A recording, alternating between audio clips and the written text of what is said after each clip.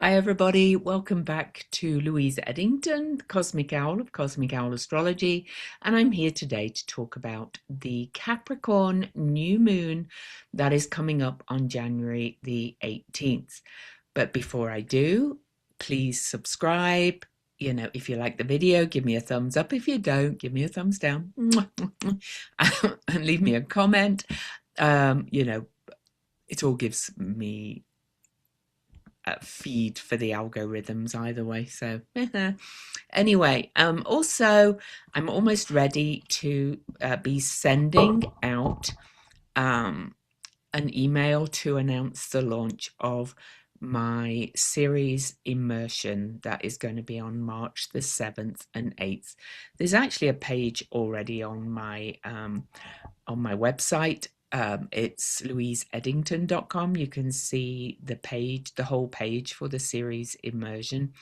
And so there is an early bird price for those that sign up till before February the 7th, and there's payment plans. So check that out.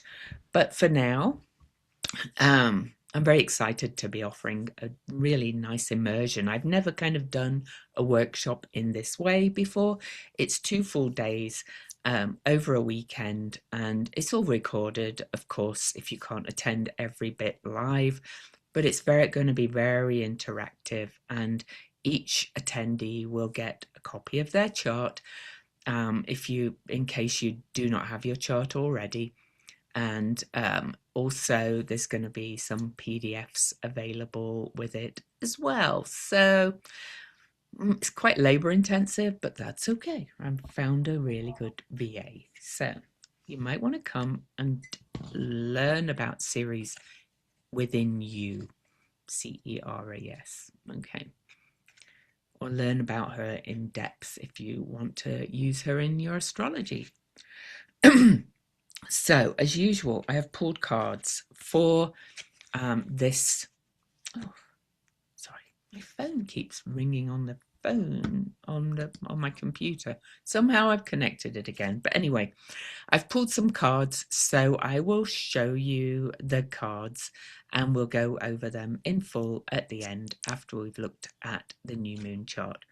So, Two of Cups, and I have left these reversed because we are in a really tough time, right? I'm not going to go over why, but we are. It's the energies as well. So, Two of Cups. And then we get the 10 of Blades reversed. And blades or swords are often a bit better reversed than upright. So, there's that. Then we have the 6 of Blades upright. For this new moon, we're in extraordinary times, right? And this is the Thief of Peace from the Witch Oracle deck. So before we dive in, I will show you the new moon chart. I've highlighted some things, but I'm going to mention some other things as well.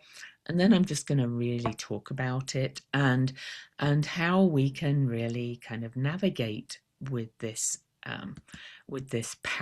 another powerful new moon.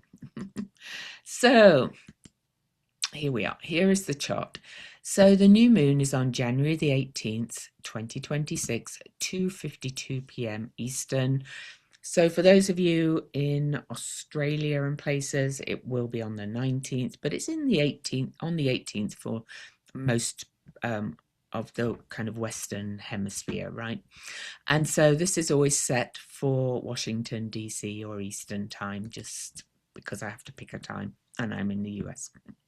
So this is the new moon. It's at 28 degrees Capricorn. It's the fifth of 7 new moons at 28 degrees, which is quite extraordinary because we usually have a run of new and full moons over this time of year that are at the same degree, but this is a longer run than usual. And we're at lunar maximum, which happens every 19 years, and that was actually exact back in March. But we're still kind of not really gone back down.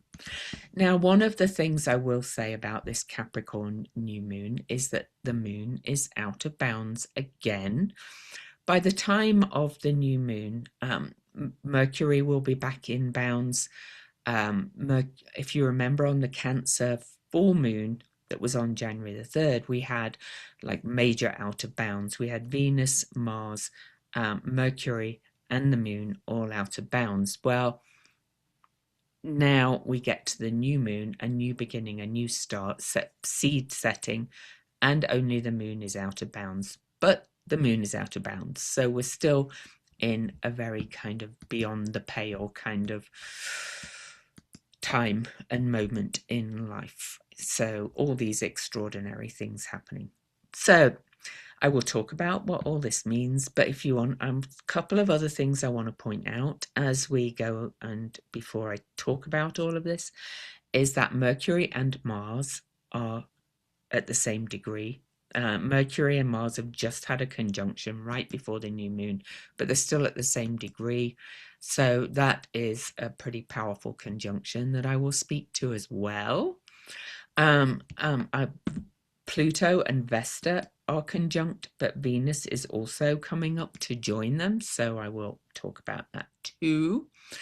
One thing that I have not put on here is that the midpoint between Saturn and Neptune, who are both finishing up their journeys in the sign of Pisces, Neptune for nearly 160 years till it goes back into Pisces again. Saturn for about 29-30 years, his cycle, but both of these are finishing up their journey in Pisces, and the midpoint of the two is 28 degrees 37 minutes sextile the new moon, and at that midpoint between those two, the sextile, is Pallas Athena, who is the wise justice warrior. She's the strategist, she's the pattern seer, and so I will talk about that as well.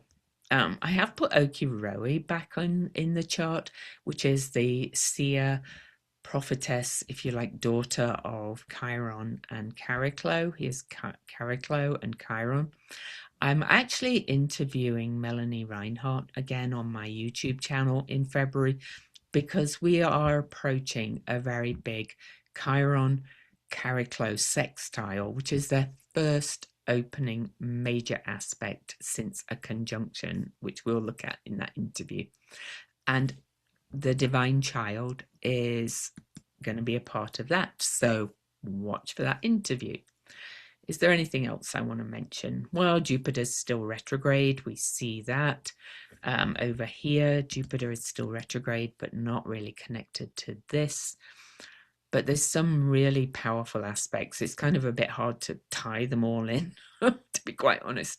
And here's Black Moon Lilith. Black Moon Lilith is also really kind of in the mix there. But she is, I use the osculating energy, and she is hovering back and forth between Scorpio and Sagittarius. But she's aspecting all of this as well. And in the you cannot make this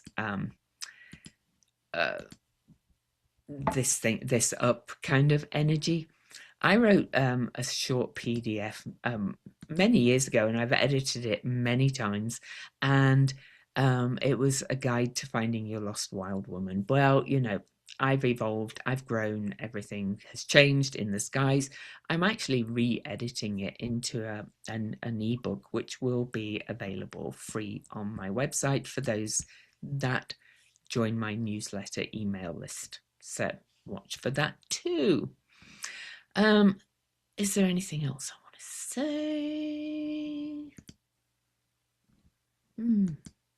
Nope, I think I am good. I haven't got asteroid Lilith on this, but she's not connected to all of this as well. Oh, there is one other thing. Uranus, of course, is at 27 degrees, which is the degree it's going to station direct at and that is making an unbroken flow aspect to this new moon. So I'll talk about what all that means as well. So let me stop the share. Where to start? Because, I know people are very kind of feeling very disempowered and powerless to a lot because of a lot of what's happening in the world right now.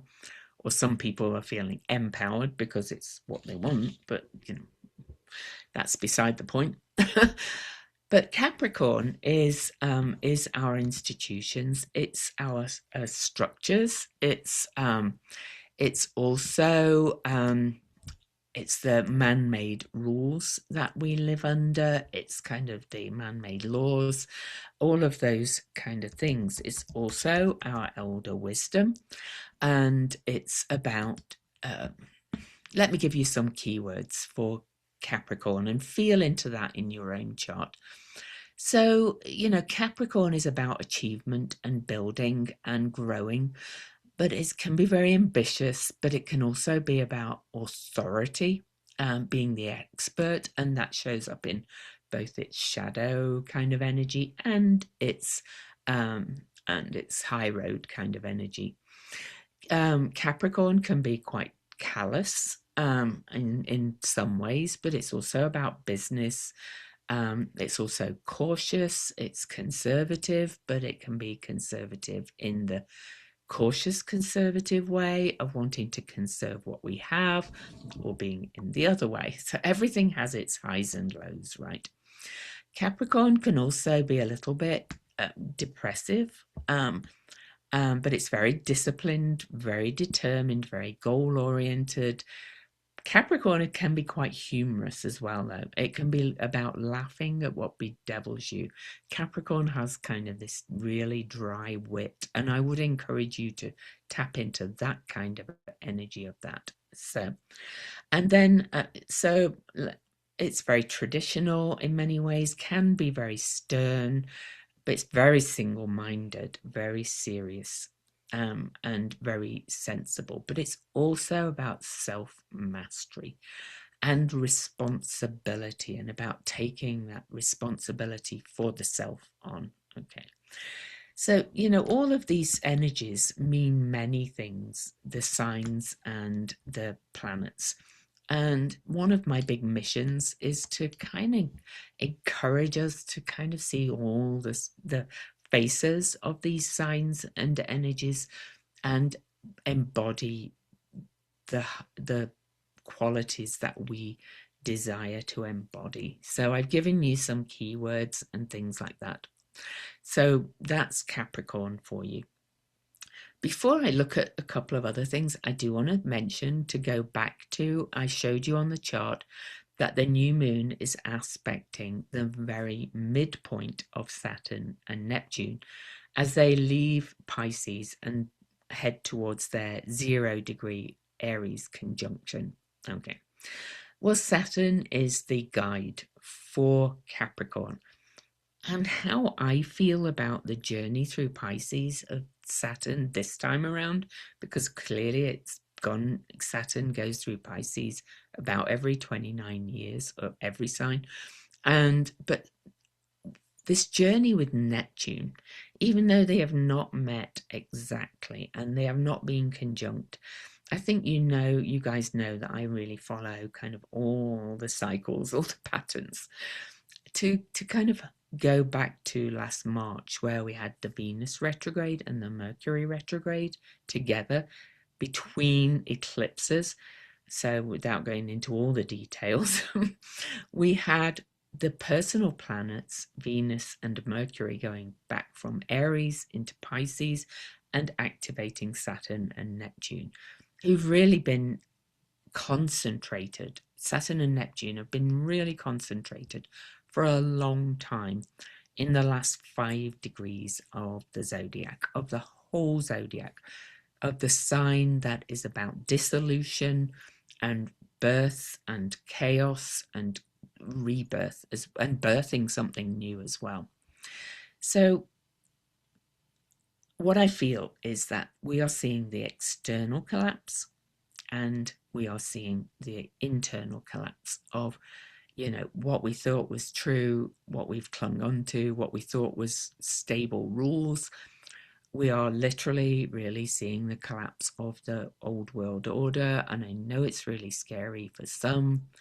Um, a lot of it involves the oligarchy. There's a great TEDx, which I can link below. It is frightening, but again, I do see that this collapse is going to lead to a positive rebirth. It's AI is probably a bubble that's going to collapse. More and more people are seeing that. Um, you know, people, this kind of authoritarian grab globally is people. I just think the people are not going to stand for it personally, and we see more and more people turning and taking a stand against it in so many ways. It's in so many levels. And some of that, because this is the literal structures, institutions, and rules of our lives, is uncertain. So Neptune in Pisces is about embracing the uncertainty and going with the flow, because really, there's a lot that is beyond our control at this point, other than taking a stand, taking control, going back to all those keywords that I talked about with Capricorn. Is about taking responsibility for ourselves. One example is that I am probably going to register with one of these companies that protects your data online, and I'm going to get a VPN because they are data mining, and they are trying to use it for nefarious purposes. The power grabs, the very big shadow of this Capricornian energy, right? But we are seeing what they're doing. Okay, so that's a good thing. So I'm trying not to scare everybody, but knowledge is power, right?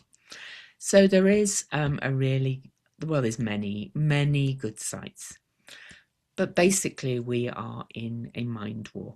We are in a war for our consciousness, our information, our data, and what we think, and all those kind of things. So one Substack, again, I'll link, it's by the person who did the TEDx talk. Her Substack is standing up to the oligarchy, and I've only just discovered it, but I'm already seeing that there's lots of good things on there. She pulls a lot of stuff together and gives suggestions about how to stand up to it. Okay, anyway, it's Carol Cadwallader who did the outing of Cambridge Analytica and got sued for it way back when. So she's a very courageous person. But anyway, so now I've kind of scared the life out of you all. But sometimes we have to be very aware so we can take action. And Capricorn is about hard lessons sometimes too. And Saturn in Pisces is kind of about this clouds clearing and letting go of these self-limiting beliefs, or also these beliefs that these old structures and rules were going to stand forever. But it's also about seeing that maybe they were also never quite right. And how can we create something better? So I think I've talked about this quite a lot, right? So let's just move on to the numerology for a minute. I've every new moon, because we're on the 5th of 7, I've gone over 28. So anyway, really the 28 is about leadership, ambition, and material success achieved through hard work, resilience, and collaboration. That is the essence, really, of 28. And it reduces to the energy of the number 1, because 2 plus 8 equals 10, and 1 plus 0 is 1, which represents new beginnings, independence, and the sun's power, meaning that this is about you as the individual, stepping into your essence and taking leadership of yourself, really. and control of yourself and of all your life, instead of having somebody else guide you through it. I had somebody messaging me on Facebook yesterday. I don't think she watches my videos, but if you do, I send you love anyway. But she was kind of messaging me going like this: oh, this is awful, I don't know what to do, and I really admire you for your courage. And I'm sorry, I cannot take the weight of you on my shoulders. I said, you're going to have to figure it out, what your role is in this. And she was like, oh, thumbs up. And I felt a bit mean, but I cannot do this at the moment. We've got so much going on, right? She follows all my Facebook posts, so she could get some ideas from that. And she's known me online for a long time. So, but my message from telling that story is that Capricorn and Saturn are also about backbone and skeleton, and really about finding your inner strength. And if that involves, doing exercises that balance your central nervous system, which are through your vagus nerve, which travels up and down along your spine, basically, is about finding that strength, that core strength, kind of pulling your skeleton, your inner strength, your bones together, and taking a stand. Okay, so it's up to each of us to do that individually. So this is not about expecting anybody else to come and save us. I know I've said that a million times too, and we're in this remarkable time.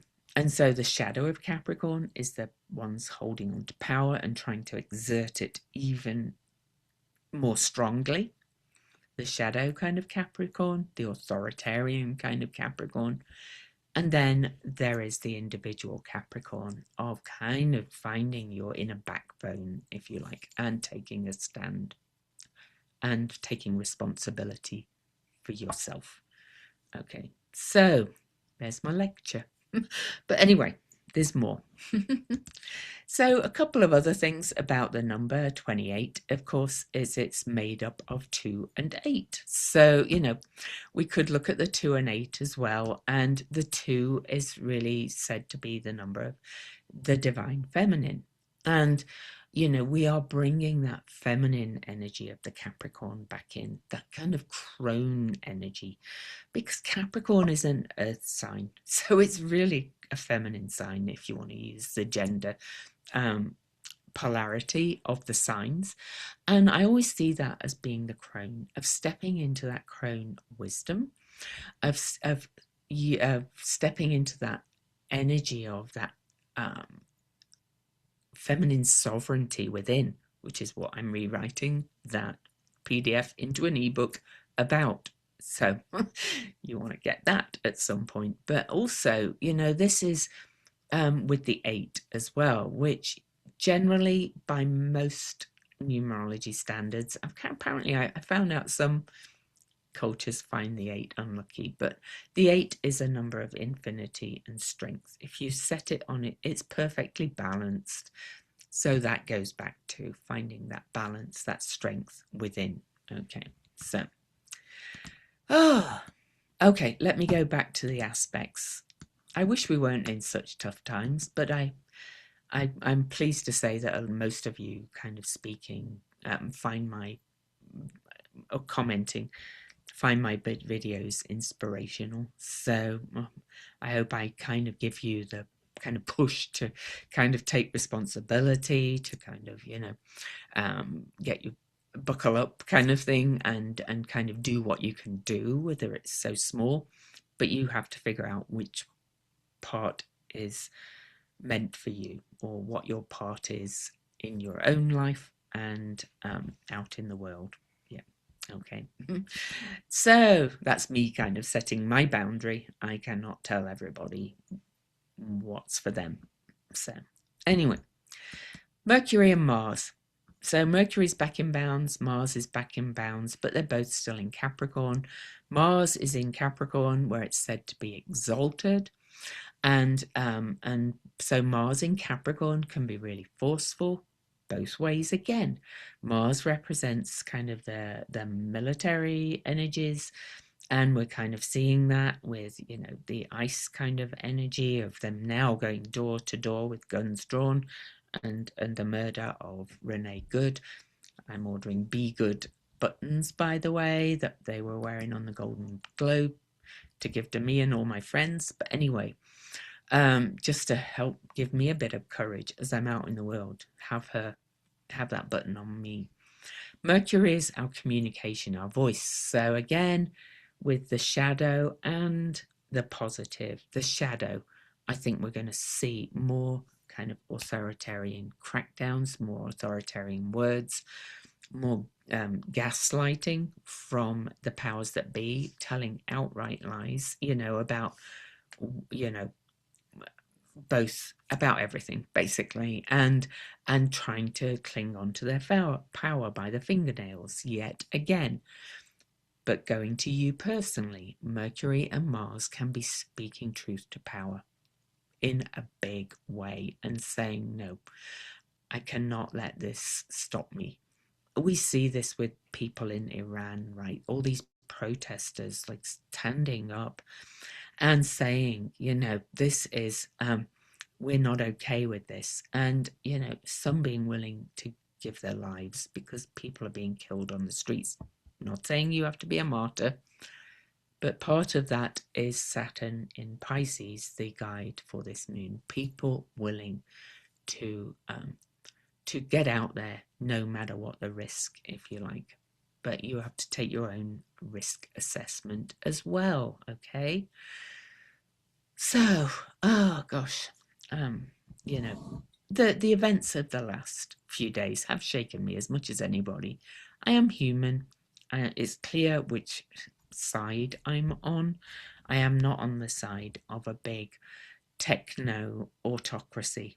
I am sorry, and power grab and wealth grab. And so that's how I see the big picture.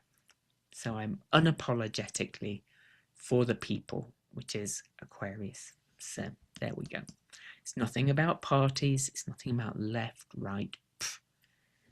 We're in something new. This has never happened before where we're at now, right?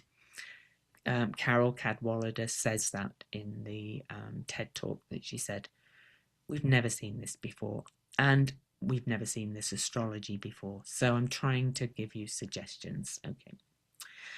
Okay, so moving on to some other aspects in this. Pluto and Vesta.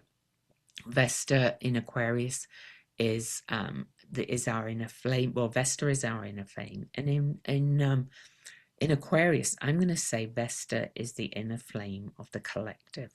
And so, what do we really want? Pluto is kind of showing us our shadow, and showing the collective shadow, surely, as well.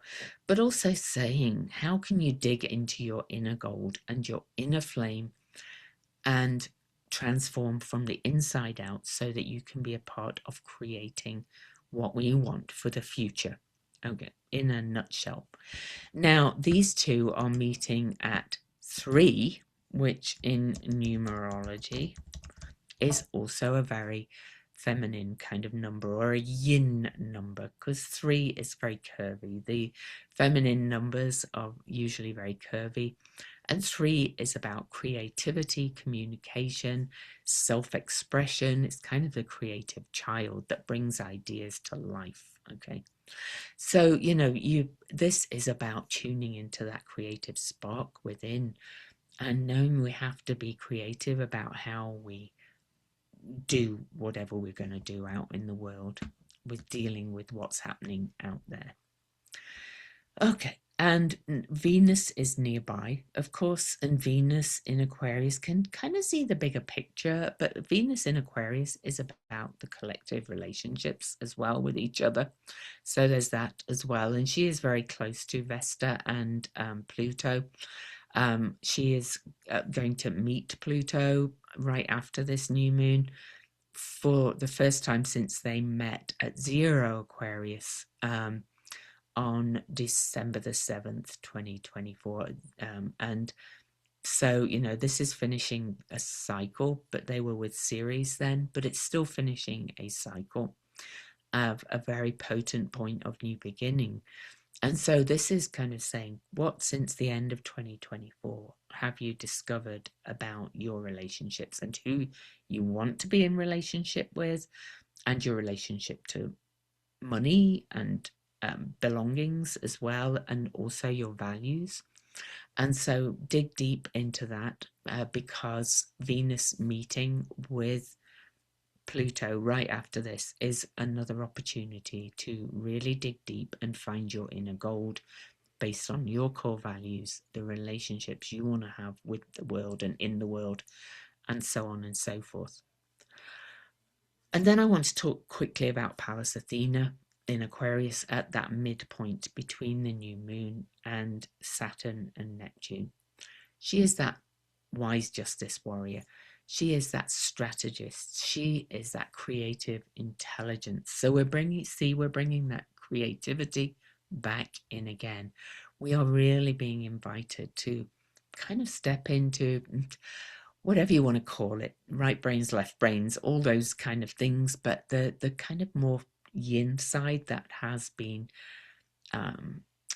put down, missing, squashed in all its forms, whether it's like physically, women not voting or whatever, and all of those kind of structures. But this is about embodying that creative intelligence within you to bring things into balance. Okay, so that's an important part to tune into too.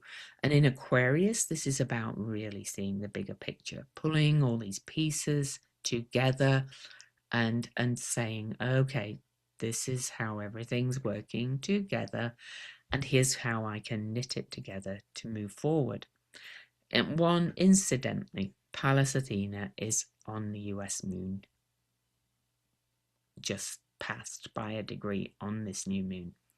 So again, the US is getting it, but it ripples out to everywhere. Then we have Uranus. Uranus is the liberator, basically. Uranus is breakthroughs, aha moments, radical breakthroughs. It can be shocks as well. We've got a lot of earthquake activity. I've talked about that a lot with, particularly on my videos with Kathy every week. But Uranus is in an unbroken flow, trine aspect. Earth trine, so feminine yin energy again in Venus's sign Taurus, which again is about values, rootedness, all of those things, and is about to station direct on February the 3rd. So Uranus is stationing direct just 12, 13, just about 2 weeks after this new moon. So it's not in the station point yet where it's most potent, but it's kind of slowing down, ready to kind of change direction from our perspective. And then Uranus will leave Taurus for the last time in our lifetimes as well. Well, most people's lifetimes. It has an 84-year orbit, so babies born right now might see Uranus in Taurus again. But most of our lifetimes for anybody watching this. And so this is another sign of the radical change, but also the radical awakening within us that's required to move us forward. And Uranus is the modern guide for Aquarius, where Pluto, Vesta, Venus, and Pallas Athena are now, referring back to that. So all these stories are speaking to each other. It's letting go of the past. It's letting go of the structures that we thought were set in stone. You could sum it up with saying like the world order is going, and it is. But And perhaps it has to, perhaps we need a better world order. I don't know. It's changing and it is scary, but we need to be a part of what we want to create going forward. Okay. But we are also seeing that crackdown in the meantime at this dark end of this very big dark tunnel. It's getting darker by the day, yes, but also by the time we have the last new moon. In fact, let me show you that just to kind of, I like to kind of give people hope moving forward. So, the last new moon at 28 degrees is in March. It's at 28 degrees Pisces. You can see there's that Saturn Neptune midpoint. Oh, that's interesting. That's at the 2-degree mark, which was that last Venus star point of the retrograde, but I'm kind of getting diverse. By March the 18th, you can see that all these personal planets, Mercury was in Capricorn for this new moon that we've got, conjunct Mars. They've both moved into Pisces. Venus has only just moved into Aquarius on this next new moon, the Capricorn one. By then, Venus has moved into Aries. We'll have had the Saturn-Neptune conjunction. They are will have had that exact, and then moving on into Aries. Uranus is direct and on its way out of Taurus for good. Other things are that Mercury and the North Node are conjunct. We're having a Mercury retrograde in Pisces, which is we've got all water retrogrades in Mercury retrogrades for this year, which is a lot of releasing of old perceptions, old ideas, letting all that go.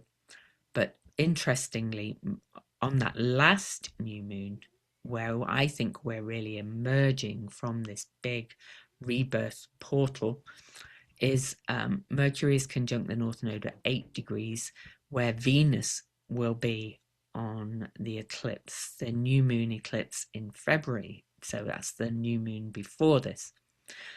Can't make all this stuff up, how they're working together.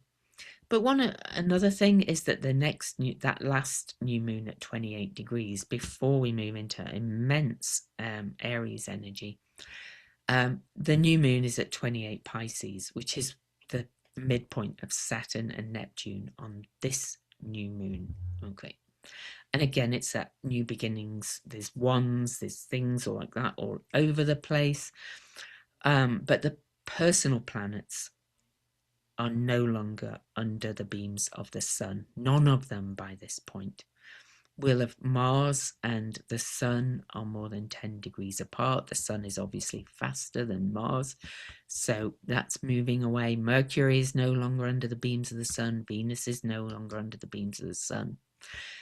I don't want to overwhelm you with astrological detail, but this moment, I keep trying to say, is this big kind of chaos of birth. Most cosmologies say that we are born of chaos, and the Big Bang and things like that. And so if you think of it as the amniotic fluid of creation, we are literally creating something we have never seen before. Okay, it's just intense, and that's not comfortable, but part of it is that we have a choice in what that is going to look like. All right, so I'm getting my book to give you the cards. So the first one was the Two of Cups reversed. So I'll read you just the brief thing of what this deck says about Two of Cups. This is union, this is closeness, but this is kind of feeling like we reversed. It's kind of feeling to me like saying we feel a bit disconnected. We are kind of, I just want to bear with me one second. um, it's really kind of saying that we are feeling like we almost like are remaking our connections and unions, but also we are realizing that the most important union, reversed, is within you, of uniting the right left brain, the anima, the animus, all those things. So, but on a mundane level, Two of Cups reversed in my book that I wrote is breakups, lack of connection, lack of balance, and disagreement. So I think we're seeing that, but you may be feeling that inside you as well. And the message really is to do whatever you need to do.